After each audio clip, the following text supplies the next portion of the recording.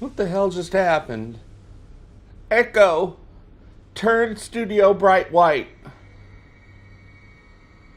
Ugh, that's not bright enough.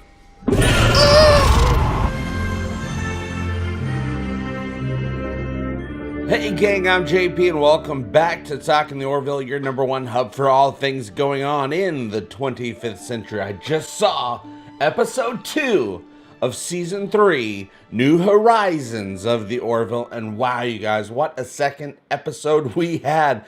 The first episode last week blew me away, but this time Shadow Realms is a new style. Not really that different for the Orville, being that in season 1, what was that, episode 10, they had the episode Firestorm, which was a scary one, perfect for Halloween. But everything in that episode was, taking place in a simulation. This was for realsy. There was a ton of jump scares. I jumped at a couple of them. It was absolutely an amazing little adventure that the Orville had in deep space. We finally get passage through Krill space to explore this part of space that they wanted to explore, some expanse. And the Krill are like, don't go there. We're religious. We religiously don't go there, you guys, because there's demons and whatnot. And the Orville goes and checks it out. And it turns out, in a small way, there were some demons. There were some aliens. You go there, they trick you, they get close to you, and they convert you, almost like gross Borg. We had some gross Borg spider monsters going on in this episode, taking down the power for the whole ship, so everything was dark. And the ship really did seem like it was shut down, which was really awesome. I was feeling it. I watched with the lights off because I knew it was supposed to be a scary episode, and Seth MacFarlane said, watch with the lights off. But, oh, what a fun adventure it was. And when that one dude got exploded in the face with some goop from the alien admiral race, and his body started instantly transforming into the same type of creature. Wow, that was a really awesome effect. Kind of gross. I almost wanted to turn away when his teeth started moving around in his face. I was pretty grossed out.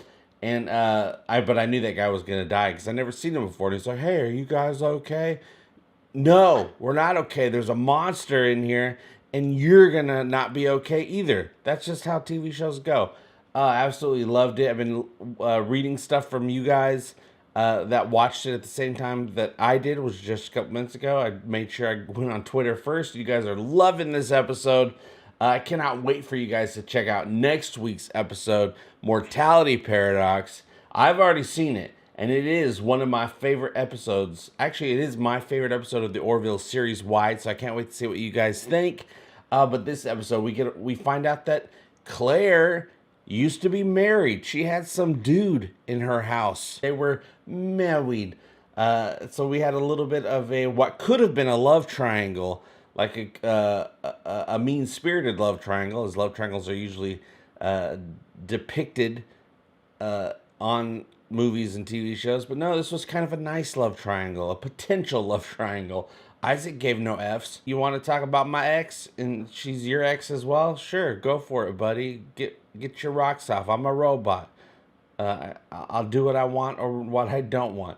Now, you notice these aliens in this episode were kind of spider-based. And, of course, in Firestorm, in Season 1, we had that huge spider scene where that spider took out Gordon. I would like to mention Gordon did not get injured in this episode, which is always nice. I love it when Gordon doesn't get injured. Oh, but Tala! You guys, Tala got to rip into some fools.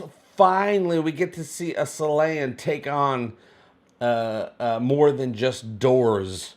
I was like, come on, we gotta have at some point Tala or any Selayan just lay into some fools so that we can pity those fools. And man, that was some great hand-to-hand combat going on. We got to see her use her strength to throw those aliens around. And I do want to mention that the Krill, even though they're religious fanatics, they were right. Their belief system was based in some sort of truth, and Captain Mercer even says, "Hey, this is how they depicted the truth with through their lens, through their religious lens." It's kind of like how a couple thousand years ago, some dude clogged his toilet, and now we have the story of Noah's Ark. But we know what he was doing with those animals. What? But I want to know what you thought of this episode.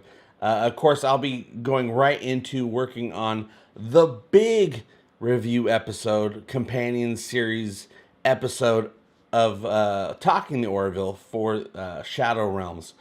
Oh, you guys. At first, when we first met Vice Admiral Christie, Paul Christie, I was like, who's this chump? This Vice Admiral, which, by the way, Vice Admiral, I believe, is just a step below. They are a junior to the to regular admirals, and they are seniors to rear admirals. But wow, you guys, I can't wait to talk during the live show tomorrow, Friday, all about this episode live with you guys to see what you guys thought. I'm not usually into I'm in the sci-fi. I'm not usually into sci-fright, and I was totally digging it. I like that they use practical effects for the creatures, except for when they had to switch to digital because, you know, they're crawling on the ceilings and stuff like that, or being thrown across a cargo bay. Lots of hand-to-hand stuff goes down in the cargo bay, you guys, and you know what I mean, perverts. But I feel really bad for what happened to the Admiral. I kind of liked him throughout the episode until he started growing eyeballs and stuff like that. But I love the practical effects. I love the set of the inside of the alien ship. It wasn't some big special effects to do like you see in a lot of sci-fi shows. Like, oh, look at people wander around a green screen room. No, this was a practical set. So even though we're getting lots of new updated sci-fi stuff going on in the Orville, there's also that classic feel to it where they built a set just like back in the day.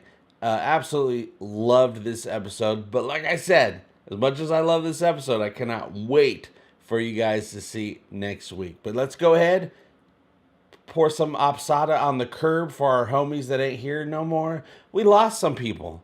I can't remember. Did Nurse Park survive? It looked like Nurse Park might have gotten changed over to the new race of people.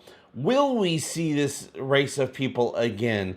Like he said at the end of the episode, we'll leave now, but not for long, or something like that. I'm a monster. I'm sure I have lots of more thoughts, but I have to sit down, write them out, think about it, put some stuff together, entertain my fellow Orvillians, because my brain is firing on all cylinders, just like the Orville New Horizons. Thank you for supporting the show. Producers, thank you so much. I'll see you very soon. And remember, we all do better when we all do better. Love you. Bye-bye.